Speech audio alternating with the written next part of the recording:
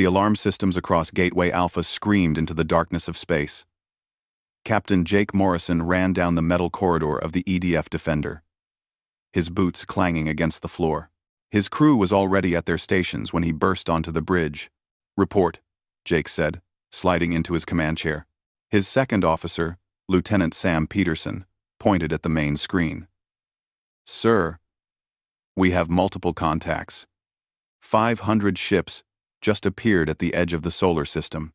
Jake felt his stomach drop. 500 ships. Earth's entire defense fleet had only 23 vessels. He stared at the screen, where red dots marked each alien ship. They were massive, each one 3 times larger than Earth's biggest warship. "Get me Admiral Hayes," Jake ordered. Within seconds, the Admiral's face appeared on the screen. Kevin Hayes looked older than his 50 years, and right now he looked even more tired. "I see them too, Morrison. Every sensor we have is going crazy." "What do they want?" Jake asked. "We're about to find out. They're sending a message to Earth. All channels. They want everyone to hear this." The screen changed. An alien appeared, tall and thin, with gray skin and 4 arms. Its face had no nose, just 2 dark eyes that seemed to look through the camera. When it spoke, a computer translated its words into English. "People of Earth, I am High Arbiter Zalthor of the Galactic Council. Your species has been observed. You have developed faster than light travel. This means you must now join the galactic community. You must follow our laws. You must pay tribute." Jake leaned forward. "Tribute? What did that mean?" The alien continued. "You will give us 40% of all resources your planet produces. You will share all your technology with the Council. You will accept the status of protected species. This is not a request. This is how the galaxy has functioned for 50,000 years. Over 10,000 species follow these laws. Now you will too. Argem, Axis Phasis, asks, when stayed, away John," end quote. The message ended. The bridge was silent. Jake looked at Sam, who was staring at the screen with his mouth open. 40%? Sam whispered. "They want 40% of everything?" Admiral Hayes appeared on screen again. "Morrison, Ambassador Claire Dixon is being summoned to their flagship. They want to make this official. I want you to escort her." "Understood, sir." 3 hours later, Jake watched Ambassador Dixon straighten her uniform as their shuttle approached the alien flagship. Claire was a strong woman who had negotiated with dozens of alien species over the past 8 years. But even she looked nervous now. "Have you ever heard of this tribute system?" Jake asked. Claire shook her head. "The species we've met before were all tributaries. We just didn't know it. They never mentioned a council, or that they were forced to pay anything. They must have been afraid to tell us." The alien flagship was enormous. It took 10 minutes just to fly from its front to the docking bay. When they stepped out of the shuttle, a dozen alien soldiers surrounded them. Each soldier wore armor and carried weapons that hummed with energy. They were led through long hallways to a massive chamber. Hundreds of aliens stood there, representing different species from across the galaxy. At the center stood High Arbiter Zalthor. "Ambassador Dixon," the alien said, "you will now hear the terms of Earth's tribute." For the next hour, Jake and Claire listened to the demands. Earth would give resources, technology, and accept rules made by species they had never met. Humans would need permission to travel to certain areas of space. Earth's military would be limited. Children would be taken to council worlds for education, which really meant indoctrination. "And if we refuse?" Claire asked. The chamber went silent. Zalthor's dark eyes fixed on her. "No species has refused in 50,000 years. Those who did no longer exist. 47 species chose destruction over tribute. We erased them completely. No records, no survivors, no memory that they ever lived." Jake felt cold. 47 species, all destroyed. "You have 72 hours to respond," Zalthor said. Return to your planet. Tell your leaders. The Council expects Earth's submission. Back on the shuttle, Claire was quiet for a long time. Finally, she looked at Jake. We're going to refuse. Aren't we? Jake thought about it. He thought about Earth, about humanity, about every war humans had fought against tyranny and oppression. He thought about his grandfather's stories of fighting for freedom, about how humans had always chosen to stand rather than kneel. Yes, he said, we're going to refuse. They'll destroy us. You heard him. 47 species. Maybe. But we'll make them pay for every inch. When they returned to Earth, the planet was in chaos. News of the ultimatum had spread everywhere. People were afraid. Some wanted to surrender. Others wanted to fight. The United Earth government called an emergency session. Dr. Lisa Grant, Earth's chief expert on alien cultures, met them at the landing pad. I've been studying the tribute system. It's slavery, Jake. The protected species have no rights. They work for the Council. And the Council gives them nothing in return, except the promise not to destroy them. How long has this been going on? Claire asked. 50,000 years. The Council controls everything. They decide which species can advance, which can't. They take the best technology and keep it for themselves. The galaxy is a prison, and the Council are the guards. President Helen Carter addressed the world that night. Her voice was calm but firm. My fellow humans, we face a choice. We can submit and lose our freedom, or we can fight and possibly lose everything. I'm calling for a vote. Every nation, every leader, every voice will be heard. In 72 hours, we will give the Council our answer. Jake stood on the observation deck of the Defender, looking at Earth below. The planet looked so peaceful from here, so beautiful. He wondered if this would be the last time he'd see it like this. The next 72 hours would decide humanity's fate. His communicator beeped. Admiral Hayes appeared. Morrison, start preparing your crew. Whatever Earth decides, we need to be ready. Ready for what, sir? We have 23 ships. They have 500. Hayes smiled, but it wasn't a happy smile. Ready to show them why you don't threaten humanity. Ready to teach them that some things are worth dying for. Ready to make them regret ever coming to our system. Jake looked at the alien fleet in the distance, their ships forming a blockade around Earth's solar system. 500 ships. Impossible odds. But humans had faced impossible odds before. Understood, sir, Jake said. We'll be ready. The United Earth Assembly Hall was packed. Leaders from every nation sat in the circular chamber, their faces grim. President Helen Carter stood at the center podium, her hands gripping its edges. She had barely slept in 2 days. We have 50 hours remaining, Helen said. I want to hear every opinion. The French representative stood first. We must consider survival. Our species will end if we fight. 47 civilizations tried to resist. All of them are gone. We have families, children, futures to protect. Futures as slaves, the Brazilian representative countered. I've read Dr. Grant's report. The protected species have no freedom. They work, they obey, they exist only to serve the Council. That is not living. Arguments filled the chamber for hours. Some wanted to surrender. Others wanted to fight. The room was almost equally divided. Helen listened to every voice, feeling the weight of billions of lives on her shoulders. General Frank Murphy, head of military operations, approached the podium. Helen nodded. Frank was a career soldier, a man who understood war better than anyone in the room. I've run the numbers, Frank said to the assembly. We have 23 ships. They have 500. Our weapons are less advanced. Our shields are weaker. In a straight fight, we lose. Badly. Silence fell over the chamber. But, Frank continued, we have something they don't expect. Dr. Amy Rodriguez has been working on a project. Doctor, please explain. A woman in a lab coat stood up. Amy Rodriguez looked young, barely 30.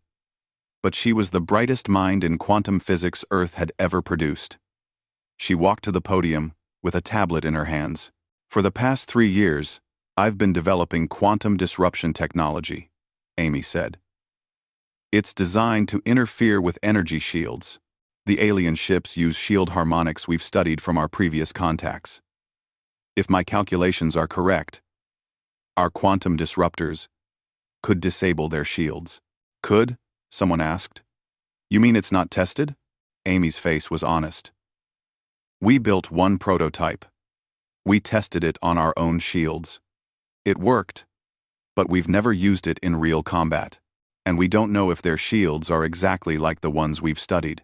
So it might not work at all, the Chinese representative said. It might not, Amy admitted. But without it, we have no chance. With it, we have a small chance. Helen looked at Amy. How small? Maybe 10%. Maybe less. The chamber erupted in arguments again. 10% chance versus guaranteed survival through surrender. Helen raised her hand for silence. I want Captain Morrison brought here. Helen said. Jake arrived 30 minutes later, still in his uniform. He had been drilling his crew non-stop, preparing for whatever came next. When he entered the assembly hall, hundreds of eyes turned to him. Captain Morrison, Helen said. You've been in space for 15 years. You've met dozens of alien species. You've seen how they live under the Council's rule. Tell these leaders what you think. Nod. Jake walked to the podium. He wasn't used to speaking to crowds, especially not to the most powerful people on Earth. But he knew what he had to say. I've visited 12 different alien worlds, Jake began. I've talked to their people, eaten their food, learned their customs, and I've seen something in their eyes. Fear. Every one of them is afraid. They're afraid to speak freely, afraid to question their leaders, afraid to dream of anything better than what the Council allows them. He paused, looking around the room. On one world, I met an alien who was an artist. She showed me her paintings in secret, because the Council had decided her species should focus on mining, not art. She could have been great, but the Council said no. Her dreams didn't matter. On another world, I met a scientist who had ideas about new propulsion systems. He couldn't research them because the Council controlled all advanced technology. His potential meant nothing. Jake's voice grew stronger. That's what we're choosing if we surrender. We're not just giving up resources or technology. We're giving up the right to be human. We're giving up the right to choose our own path, to make our own mistakes, to reach for our own dreams. But we'll be alive, someone said. Will we? Jake shot back. Living in fear, living with chains around our minds, that's not life. My grandfather fought in a war 70 years ago. He told me something I've never forgotten. He said freedom isn't something you have. It's something you do. Every day, you choose to be free, or you choose to be a slave. This is our choice. The room was silent. Helen watched faces change as Jake's words sank in. They have 500 ships, Jake continued. We have 23. They'll probably destroy us. But maybe, just maybe, we'll hurt them so badly that they think twice before threatening another species. Maybe some other civilization will hear about the humans who said no. Maybe we'll inspire someone else to stand up. Jake stepped back from the podium. His hands were shaking, but his voice had been steady. Admiral Kevin Hayes stood next. I've served Earth for 35 years. I've never asked my people to fight a battle we couldn't win. But Captain Morrison is right. Some things matter more than survival. If we surrender, humanity ends anyway. Not physically, but spiritually. We become something else. Something less than what we are. Helen called for a recess. Leaders broke into small groups, debating intensely. She found Jake outside on a balcony, looking at the sky. That was quite a speech, she said. I just told the truth, Jake replied. The truth is going to get a lot of people killed. I know. Jake's voice was quiet. But slavery would kill something worse than our bodies. It would kill our souls. Helen stood beside him in silence. She had been president for 6 years. She had made hard decisions before. But nothing like this. She was choosing between the survival of humanity and the spirit of humanity. Could both exist together? After 2 more hours of debate, Helen called for the vote. One by one, each nation's representative stood and cast their vote. The chamber was silent, except for the voices calling out their choices. France votes to fight. Brazil votes to fight. China votes to fight. Russia votes to fight. Down the list it went. Every single nation voted the same way. It was unanimous. For the first time in human history, every nation on Earth agreed on something. Helen felt tears in her eyes. Then it's decided. We fight. She turned to Jake. Captain Morrison, you'll deliver our response to the Council. Take the Defender to their flagship. Tell them what Earth has decided. What should I say? Jake asked. Helen smiled sadly. Keep it simple. They've been speaking for 50,000 years. Let's show them that humans don't need long speeches to make ourselves clear. That night, Jake stood on the bridge of the Defender as it prepared to launch. Sam Peterson was checking systems, making sure everything was ready. Are you scared? Sam asked. Terrified, Jake admitted, but also proud. Proud to be human. The ship launched into space, heading toward the alien flagship. Behind them, Earth's defense fleet moved into position. Every ship, every weapon, every person was ready. They had 20 hours left before the deadline. Dr. Amy Rodriguez worked frantically in her lab, preparing the quantum disruptors. They had enough for maybe 2 or 3 shots per ship. That was it. Everything depended on whether her theory was correct. As Jake's ship approached the alien fleet, he thought about what he would say. One word kept coming to his mind.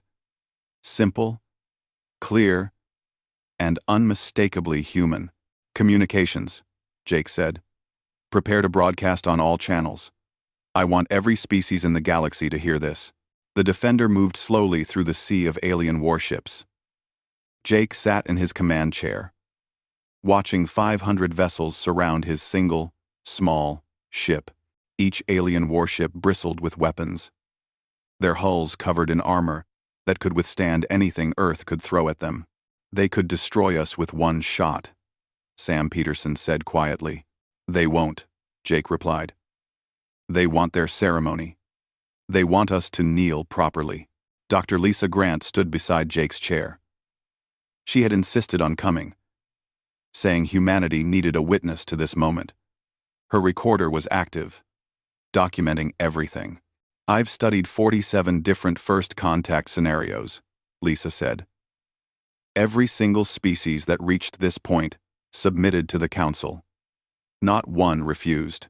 Then we're about to make history, Jake said. The alien flagship grew larger on the screen. It was massive, the size of a small city. Lights covered its surface, and strange symbols marked its hull. The docking bay opened like a giant mouth, ready to swallow the Defender whole. They landed inside. The bay was enormous, filled with alien ships of different designs. Soldiers lined the walkway, hundreds of them from dozens of species. All of them watched as Jake and Lisa walked down the ramp. An escort of 4 armed guards surrounded them. None of the aliens spoke. They just marched Jake and Lisa through the corridors of the ship. The walls were made of some material that shifted colors, flowing from blue to purple to green. They entered the council chamber. Jake stopped and stared. The room was circular and huge, easily 100 meters across. Balconies lined the walls, each one filled with aliens. There had to be 1,000 beings there, maybe more. Representatives from species across the galaxy, all gathered to watch Earth's submission. High Arbiter Zalthor stood at the center, on a raised platform. His forearms were spread wide, and his dark eyes fixed on Jake. "Captain Morrison." Zalthor's voice echoed through the chamber. "You come to deliver Earth's response. This is a historic moment. Your species joins the galactic community. Speak the words of submission, and the tribute period begins." Jake walked forward. His footsteps echoed on the metal floor. 1,000 alien eyes watched him.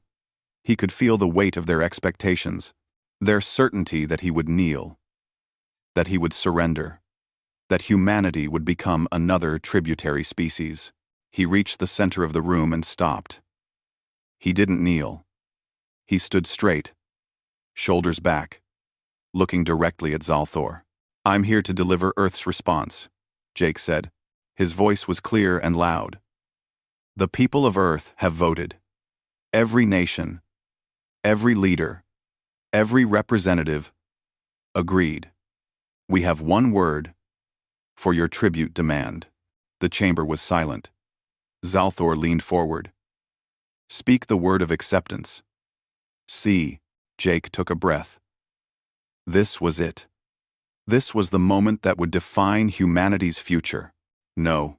The word hung in the air. For 3 seconds, nothing happened. The aliens just stared at Jake, not understanding. Then, the chamber erupted. Aliens began speaking in hundreds of different languages. The translation systems couldn't keep up.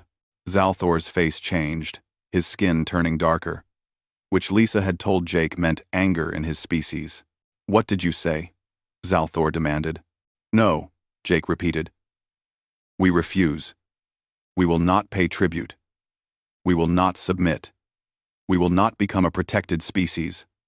Earth stands free." "Impossible," Zalthor said. "You cannot refuse. No species refuses the council. We just did." An alien from one of the balconies shouted something. Another joined in. Soon dozens of voices filled the chamber, all speaking at once. The guards moved closer to Jake, their weapons humming to life. Zalthor raised all 4 arms, demanding silence. "You do not understand what you are doing. We have 500 warships. You have barely 20. We will crush you like insects." "Maybe," Jake said. "But we'll hurt you first. We'll make you pay for every ship you lose, every soldier who doesn't go home. And when you finally beat us, every species in this galaxy will know that humanity chose death over slavery." "Madness," Zalthor said. "Why would you choose destruction?" Jake smiled. It wasn't a happy smile. "Because we're human. We don't kneel.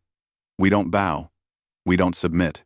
You've ruled this galaxy for 50,000 years because every species you met was afraid. Well, we're afraid too. But fear doesn't control us." He turned slowly, looking at all the aliens watching from the balconies. "I want every species here to hear this. The Council tells you that tribute is necessary, that protection is worth your freedom. They tell you that resistance is impossible. They're wrong. We're going to prove it." "You prove nothing," Zalthor said. "You die and become a footnote in history. 47 species made your choice. None survived. Then we'll be the 48th species to try," Jake said. "But maybe we'll be the first to succeed. And maybe some of you watching will remember that someone tried. Someone stood up. Someone said no." Lisa stepped forward, her recorder still active. "High Arbiter Zalthor, I'm Dr. Lisa Grant, humanity's official record keeper. I want to make something clear for the historical record. Humans have a saying. Give me liberty, or give me death. We mean it. We've always meant it. In our history, we've fought hundreds of wars for freedom. We've died by the millions rather than live as slaves. That's who we are." "Then you are fools," Zalthor said. "Maybe," Lisa replied. "But we're free fools." Zalthor's 4 arms trembled with rage. "You have made your choice. When your 72 hours end, the tribute fleet will attack. We will show no mercy. We will destroy every ship, every station, every satellite.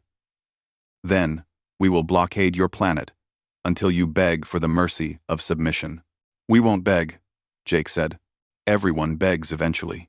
Jake turned to leave, but stopped. One more thing. You asked why we're doing this. Let me tell you about my species. Humans are persistence hunters. Back when we lived in caves, we hunted animals bigger and faster than us. We couldn't outrun them. We couldn't overpower them. But we could outlast them. We would chase them for days, never stopping, never giving up, until they collapsed from exhaustion. That's how we survived. That's how we became the apex predators of our planet. He looked directly at Zalthor. You have better ships, better weapons, better technology. But you've never fought a species like us. We're going to hurt you in ways you can't imagine. And when this is over, win or lose, you're going to remember the humans who refused to kneel. Jake and Lisa walked out of the chamber. The guards let them pass. Behind them, the council erupted in chaos, aliens arguing and shouting. Jake didn't look back. On the shuttle ride back to the Defender, Lisa was quiet. Finally, she spoke. That was either the bravest thing I've ever seen, or the most suicidal. Maybe both, Jake said. Do you really think we can win? No. But I think we can make them wish they'd never heard of Earth. The Defender launched from the alien flagship and headed back toward Earth's fleet. Behind them, the 500 alien warships began moving into attack formation. The deadline was 12 hours away. Jake opened a channel to Admiral Hayes. It's done, sir. We gave them our answer. And they didn't like it. Prepare for battle. They're coming with everything they have. Hayes nodded. All ships are ready. Dr. Rodriguez's quantum disruptors are installed. We're as prepared as we can be. It's been an honor serving with you, sir. The honor is mine, Morrison. And Captain? Yes, sir. Thank you for making them hear us. Thank you for showing them that humanity doesn't surrender. Jake closed the channel. He looked at Sam, who was checking weapon systems. Are you ready for this? Sam grinned. It was a crazy, reckless grin. Are you kidding? We just told the most powerful empire in the galaxy to go to hell. I've never been more ready for anything in my life. The Defender joined Earth's fleet. 23 ships against 500. Impossible odds. But as Jake looked at his crew, at their determined faces, he felt something he hadn't expected. Hope. Not hope that they would win, but hope that they would fight well. That they would show the galaxy what humans could do. The countdown began. 12 hours until war. The countdown reached 0 at exactly midnight Earth time. For one long moment, nothing happened. The alien fleet and Earth ships faced each other across the dark void of space. Then, the alien flagship fired. A beam of pure energy shot across space, striking the EDF Guardian. The ship's shields flared bright blue, holding for 2 seconds before collapsing. The Guardian exploded in a ball of fire and debris. 1,800 people died in an instant. All ships, return fire. Admiral Hayes ordered from the command center on Mars. Earth's fleet opened up with everything they had. Missiles, railguns, and laser batteries fired at the alien warships. The projectiles struck the alien shields and scattered harmlessly. The aliens had shields that could take Earth's best weapons without even flickering. This isn't working, Sam said on the Defender's bridge. We're not even scratching them. Jake watched as another Earth ship, the Liberty, took 3 direct hits. Its shields failed, and the ship broke apart. Rodriguez. Now would be a good time for your miracle. On Earth, Dr. Amy Rodriguez sat in a bunker deep underground. In front of her was a console connected to every remaining Earth ship. Her hands hovered over the activation controls. The quantum disruptors were untested in real combat. They might work. They might do nothing. They might even backfire and destroy Earth's own ships. Please work, Amy whispered. She pressed the button. Across the battlefield, every Earth ship activated their quantum disruptors. Invisible waves of disrupted quantum energy spread out from the ships, moving at the speed of light. When the waves hit the alien shields, something strange happened. The shields flickered. Then, they failed. "Their shields are down," Sam shouted. "All of them, every ship, all weapons, fire," Jake ordered. This time, when Earth's weapons hit the alien ships, they connected. Railgun rounds punched through armor. Missiles detonated against hulls. 3 alien cruisers exploded as their reactors were breached. The alien fleet scattered in confusion. They had never fought an enemy that could disable their shields. Their battle plans assumed their shields would hold. Now they were vulnerable. "Fighter squadrons, launch," Admiral Hayes commanded. From Earth's carriers, hundreds of small fighter craft poured out. They were tiny compared to the massive warships, but they were fast and piloted by humans with reflexes that no computer could match. Lieutenant Commander Ryan Cole led Red Squadron toward the alien flagship. His fighter's computer was screaming warnings at him. 50 alien fighters were moving to intercept. Behind them, the massive weapons of the alien capital ships tracked his squadron. "Red Squadron, follow me," Ryan said. "We're going to do something stupid." He dove his fighter toward a debris field created by the destroyed Guardian. Chunks of metal and ship fragments floated in space, some pieces the size of buildings. Ryan flew directly into the field at maximum speed. "Sir, that's crazy," his wingman shouted. "We'll crash."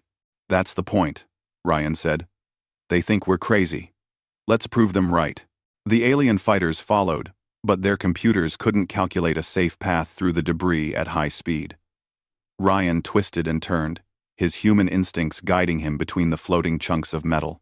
Behind him, alien fighters collided with debris. Explosions lit up the field. Ryan emerged from the other side with 30 fighters behind him. The alien fighters were gone.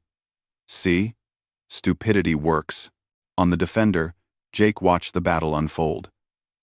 Earth was taking heavy losses, but so were the aliens.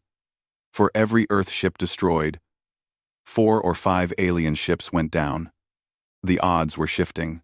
"Captain, the alien flagship is moving," Sam reported. "It's heading straight for us." Jake saw it on the screen.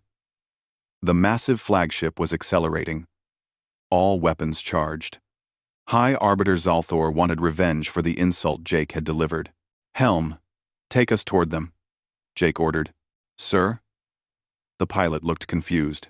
"You heard me. Full speed. We're going to ram them." The bridge went silent. A kamikaze run meant certain death for everyone on the Defender. But it also meant taking out the alien command ship. "Captain," Sam said quietly, "there are 400 people on this ship.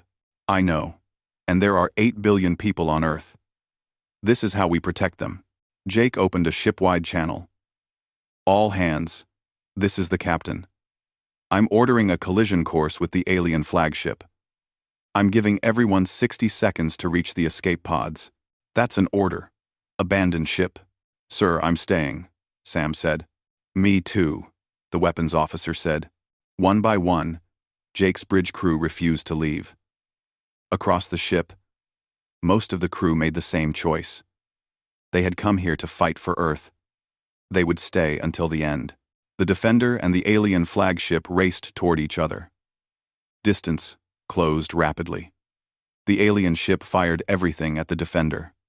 Explosions rocked the human ship. Hull breaches opened across 3 decks. But the Defender kept coming. 20 seconds to impact, the pilot said.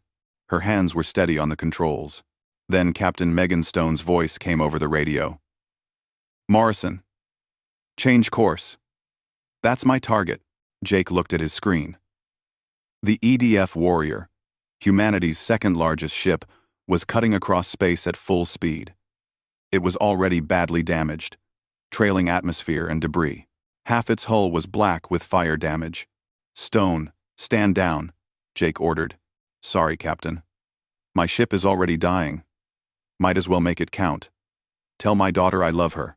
The Warrior hit the alien flagship at full speed. The impact was massive. Both ships exploded in a fireball that could be seen from Earth. The shockwave sent the Defender spinning, but they survived. Jake stared at the screen where 2 ships had been. Megan Stone and 3,000 alien crew members were gone in an instant. "Captain Stone's sacrifice won't be wasted," Admiral Hayes said over the channel. "All ships, press the attack. Hit them while they're confused." The battle raged for 6 hours. It was chaos. Ships exploded. Fighters danced between debris fields. Weapons fire lit up the darkness. Ryan Cole's squadron destroyed an alien carrier by flying into its launch bay and detonating their missiles inside. Only 5 fighters from his squadron survived. The quantum disruptors began to fail. Amy had warned they would only last a few hours. One by one, Earth ships lost the ability to disable alien shields. The tide of battle shifted again. "We've lost 16 ships," Admiral Hayes reported.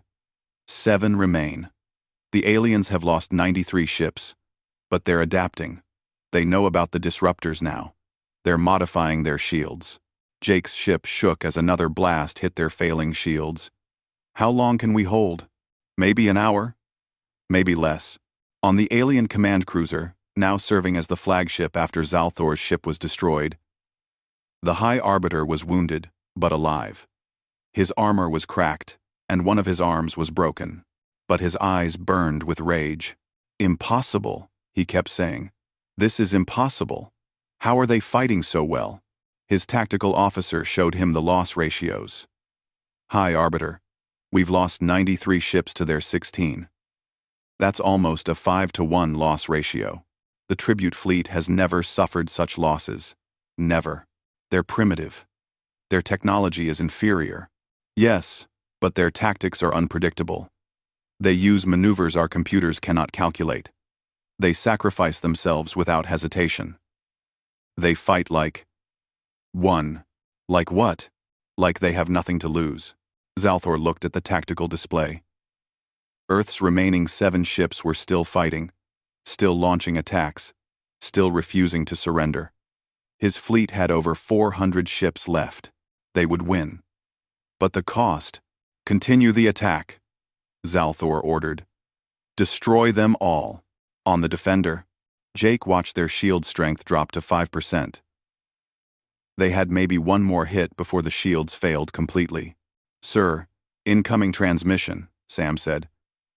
"It's from the alien fleet. They want to talk." Jake laughed.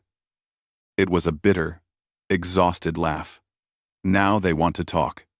After all this. Open the channel. Zalthor's face appeared on screen. He looked old and tired. "Captain Morrison, cease your attack. We will withdraw." Jake couldn't believe what he was hearing. "What?" "You've proven your point. You've shown the galaxy that humans do not surrender. We will not destroy you. Cease firing, and we will leave your system." "You have 400 ships left," Jake said. "You can still win." "Win what?" Zalthor asked. "If we continue, we lose another 100 ships. Maybe more. That's 1/5 of the tribute fleet. One species has destroyed 1/5 of our military. Do you know what that means?" Jake understood. "It means other species will try what we did." "Yes. You've inspired rebellion. If we crush you completely, you become martyrs. If we leave you alone, you become proof that the Council can be resisted. Either way, the tribute system is damaged. But if we withdraw now, we can claim mercy. We can say, 'We spared you.' That's a lie. Perhaps, but it's the lie that lets me save what remains of my fleet." The channel closed. Slowly, the alien warships turned away from Earth's system. They formed up in formation and jumped to faster-than-light speed, leaving the battlefield behind. Jake sat in his command chair, staring at the empty space where 500 ships had been. "We won," he said. "We actually won." "We survived," Sam corrected. "That's not the same as winning." "Maybe not." But as Jake looked at Earth, still intact, still free, He thought it was close enough. 3 days after the battle, Earth was still counting the dead. 32,000 people had died in the defense of the planet. 16 ships were destroyed. Hundreds of families mourned their losses. But Earth was free. President Helen Carter stood at the memorial service in Geneva. Behind her was a wall covered with names, all the people who had given their lives. She looked out at the crowd. Thousands had gathered, and billions more watched from around the world. "We paid a terrible price," Helen said. "But we made a choice. We chose to stand. We chose to fight. We chose freedom over safety. And now, the galaxy knows what humanity is capable of."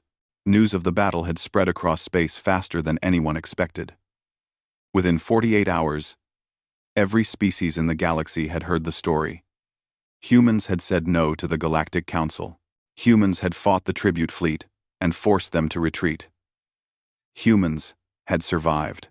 On the alien homeworld of the Zareth people, a young worker watched the news broadcasts in secret. Her species had paid tribute for 8,000 years. They had never questioned it. But now, she was questioning everything. "If humans can resist," she whispered to her friend, "why can't we?" Similar conversations were happening on dozens of worlds. The tribute system had worked for 50,000 years because no one believed resistance was possible. Now, humans had shown it was possible. The foundation of the Council's power was cracking. In the Council chambers, thousands of light years from Earth, an emergency session was underway. High Arbiter Zal Thor stood before the assembled representatives, his broken arm in a healing device. "The humans must be destroyed," he insisted. "If we don't act now, we'll face rebellions everywhere." But other council members disagreed. An old representative from the Vorton species stood. "We've lost too much already. 1/5 of the tribute fleet is gone. If we commit more forces to destroying Earth, what happens to our control over the rest of the galaxy?" "He's right," another council member said. "We're spread too thin. We can't fight a war on multiple fronts." "Then what do you propose?" Zalthor demanded. The Vorten representative took a breath. "We make Earth an exception. We grant them sovereign status." The chamber erupted in arguments. Sovereign status meant Earth would be equal to council members, not beneath them. It meant no tribute. It meant freedom. "No species has sovereign status," Zalthor said. "You're proposing we change 50,000 years of law for one small planet? I'm proposing we prevent a galaxy-wide rebellion. The humans have shown that resistance is possible. If we destroy them now, we make them martyrs. Every oppressed species will rise up, but if we grant them sovereignty, we can claim it was our choice. We can say we recognized their strength and honored it." The debate lasted for hours. Finally, a vote was called. By a narrow margin, the council agreed. Earth would be granted sovereign status, the first new sovereign species in 50,000 years. Ambassador Claire Dixon received the news in her office on Gateway Alpha. She read the message 3 times, not believing it. Then she called President Carter. "They're giving us what?" Helen asked. "Sovereign status. We're equal to them now. No tribute. No protection. We govern ourselves completely." Helen sat down slowly. "We won. We survived," Claire corrected. "And we scared them enough that they'd rather have us as equals than risk fighting us again." A week later, Jake Morrison stood on the bridge of the Defender. The ship was in dock for repairs. Half the hull needed to be replaced. But the ship had survived, and so had most of its crew. Admiral Hayes visited him there. "Morrison, I have new orders for you." "Sir, you're being promoted to Admiral. And you're getting a new ship. The first of our new fleet. Designed based on what we learned from the battle." Jake shook his head. "I don't want a promotion. I just want to make sure we're ready if they come back." "They won't," Hayes said. "At least not soon. Our intelligence reports are showing something interesting. 6 different species have contacted us secretly. They want to form an alliance. They want to learn from us." "An alliance against the Council?" Maybe. Or maybe just an alliance of free species. Either way, what we did changed the galaxy. That one word you said, that "no" you delivered, it echoed across space. Now others are saying it too. Dr. Lisa Grant published her account of the battle 2 weeks later. It was called "The Word That Shook the Galaxy." The book became an instant bestseller on Earth and was translated into hundreds of alien languages. Smuggled copies appeared on tributary worlds across the galaxy. On a mining colony in the Outer Rim, a group of workers read Lisa's book in secret. They read about Captain Morrison standing before the council. They read about the battle, about humans choosing death over submission. "We could do this," one worker said. "We'd die." Another replied, "Maybe, but maybe not." The humans didn't die. They fought, and they won. Similar conversations happened on dozens of worlds. The council tried to suppress the book, tried to stop the story from spreading. But information, once released, cannot be contained. The story of humanity's defiance spread like fire across the galaxy. 3 months after the battle, President Helen Carter addressed the United Nations. "We face a new challenge now. Other species are looking to us for leadership. They want us to help them gain their freedom. What do we do?" The debate was fierce. Some wanted to help. Others argued Earth should focus on rebuilding. Finally, a compromise was reached. Earth would offer support to any species seeking independence, but would not force the issue. Freedom had to be chosen, not imposed. Captain Jake Morrison, now Admiral Morrison, took command of Earth's first diplomatic mission. His assignment was to visit the 6 species who had contacted Earth and assess their situations. He would travel with Dr. Grant and Ambassador Dixon. Before they left, Jake visited the memorial wall in Geneva. He found Captain Stone's name among the thousands. He touched the carved letters gently. "We did it," he said to the wall. "We're free, and you helped make it happen." Ryan Cole, now a commander, approached. He had survived the battle, but lost most of his squadron. "Ready for the next adventure? Admiral, are you coming with us? Wouldn't miss it. Someone has to keep you out of trouble." The ship launched a week later. It was larger than the Defender, built with new technology developed from studying captured alien equipment. They called it the Independence. As the ship left Earth's orbit, Jake looked back at the blue planet. Humanity had been on that world for hundreds of thousands of years. They had built civilizations, fought wars, created art, and reached for the stars. And when faced with the choice between safety and freedom, they had chosen freedom. On the bridge, Sam Peterson was Jake's executive officer. "Course set for the Zareth homeworld. They're expecting us." "Then let's not keep them waiting," Jake said. The Independence jumped to faster than light speed, leaving Earth behind. They were heading toward an uncertain future, but it was a future humanity had earned through courage and sacrifice. Back on Earth, President Helen Carter looked at reports from across the galaxy. 3 more species had formally declared independence from the Council. 2 others were in rebellion. The tribute system was collapsing. "Did we do the right thing?" she asked General Frank Murphy. "History will answer that," Frank replied. "But I think yes.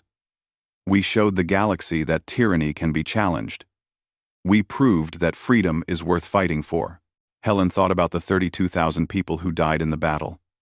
She thought about Captain Stone, ramming the alien flagship. She thought about all the pilots and soldiers who had faced impossible odds without hesitation. "They didn't die for nothing," she said. "No," Frank agreed. "They died so humanity could remain human. That's everything." On the alien homeworld of the Council, Zalthor sat in his office, watching reports of rebellions spreading across the galaxy. He had warned the Council this would happen. Humanity's defiance had inspired others. The tribute system was breaking down. An aide approached. "High Arbiter, 6 more species have stopped paying tribute. They cite the human example." Zalthor turned off the reports. He was old, had served the Council for 2 centuries. He had believed the tribute system was necessary for galactic order. Now he wondered if it had just been a way to maintain power. "What should we do?" the aide asked. "Nothing," Zalthor said. "We can't put out this fire. It's too big now. The galaxy is changing. Perhaps it was time for a change. But the Council will lose power. Perhaps that's not a bad thing." The aide left, confused. Zalthor looked at a screen showing Earth. That small blue planet had changed everything. One word had done it.